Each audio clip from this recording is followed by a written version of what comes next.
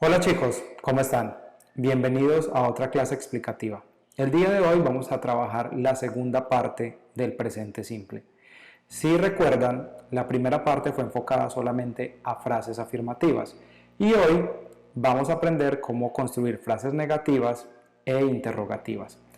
Para ello necesitamos tener muy claro el rol de estas dos palabras, que son el auxiliar do y das. Listo, como su palabra lo dice, son los que nos van a ayudar a darle forma a todas esas estructuras que nos componen las frases del presente simple en términos negativos e interrogativos. Es un auxiliar, no tiene una traducción específica cuando lo llevamos al español, pero me gusta compararlo con la H de nosotros. La H es muda, pero debemos colocarla para que las frases queden correctamente o gramaticalmente correctas.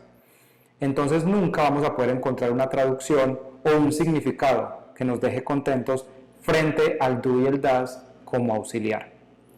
Entonces estarán preguntando para qué sirve este auxiliar. Acá tenemos que nos presenta 4 usos principalmente. El primero es que cada que veamos do o das, quiere decir que nos están hablando en presente simple. De igual manera nos sirve para reafirmar, para negar o para realizar preguntas en el presente simple. Listo. Aunque do y das cumplen la misma funcionalidad en todas estas cosas, en reafirmar, en negar y en preguntar, debemos tener algo muy claro. El do nos va a servir cuando la frase la realiza uno de estos sujetos. Por ejemplo, si la frase la realiza yo, tú o ustedes, nosotros y ellos, yo debo utilizar el auxiliar do.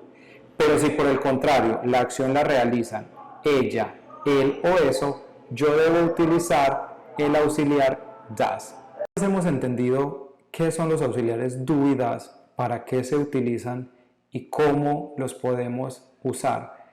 Es hora de pasar a la estructuración de las frases. La primera que vamos a ver es las frases para reafirmar algo.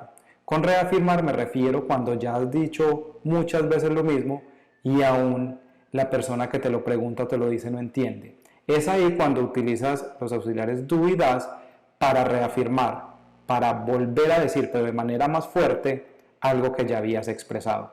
Entonces, la estructura es muy simple. Tenemos el sujeto, el auxiliar do o das que corresponda. No podemos utilizar los dos en una misma frase al mismo tiempo como auxiliares. Luego tenemos el verbo y por último el complemento.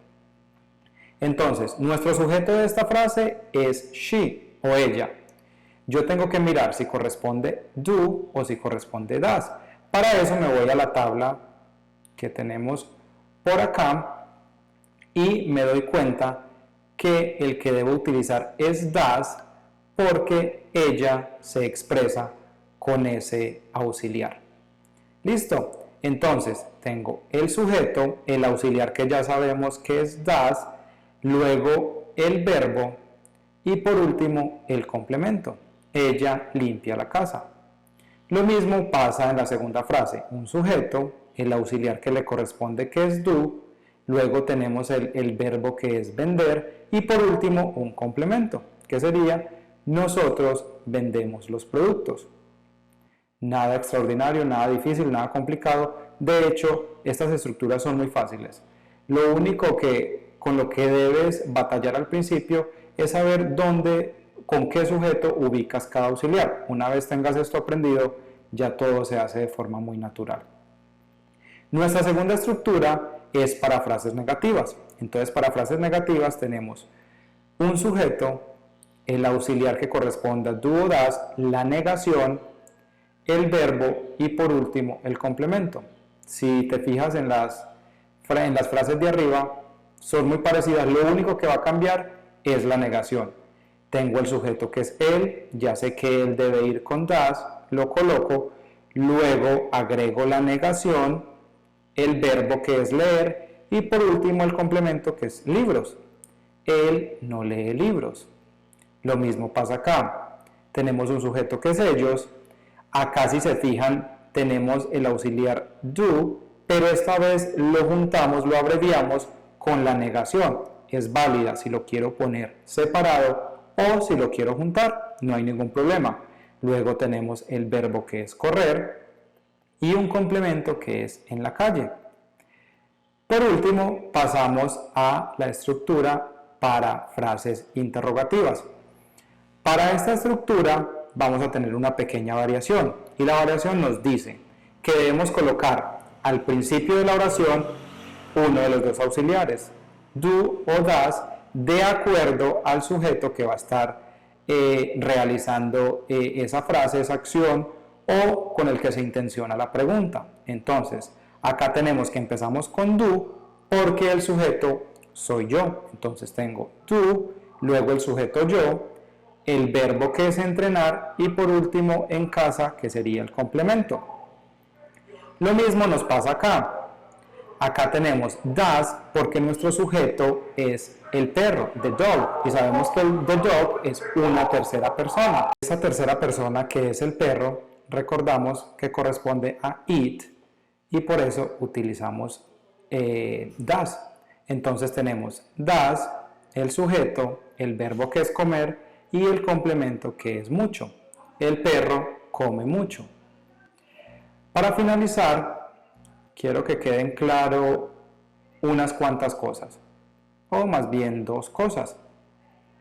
La primera, cuando usamos el auxiliar das, que saben que son para las terceras personas, no se le debe agregar ni s, ni es, ni ies a los verbos.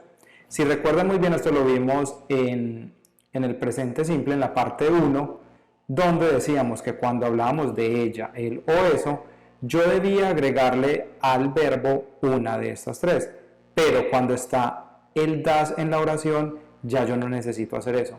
Por eso es una ayuda muy grande.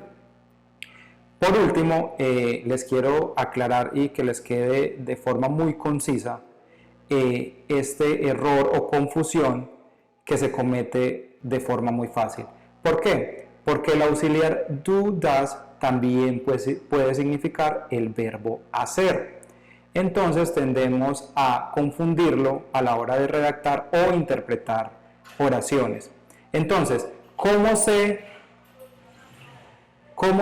cuándo es auxiliar y cuándo es verbo? Resulta que cuando es el auxiliar, lo que continúa o lo que le sigue a do y a das es otro verbo. Por ejemplo, acá yo tengo que el verbo es cocinar y miren que está do y luego está el verbo cocinar. Yo cocino mi cena. En cambio, cuando es el verbo hacer, lo que le sigue al do ya no va a ser otro verbo, sino que va a ser un complemento. Por ejemplo, yo hago mi tarea. ¿Listo? Estas son las especificaciones o a grandes rasgos lo que es el auxiliar do y das. Espero que les haya quedado claro, que hayan entendido y que haya sido de enseñanza y algo productivo para ustedes. Saludos.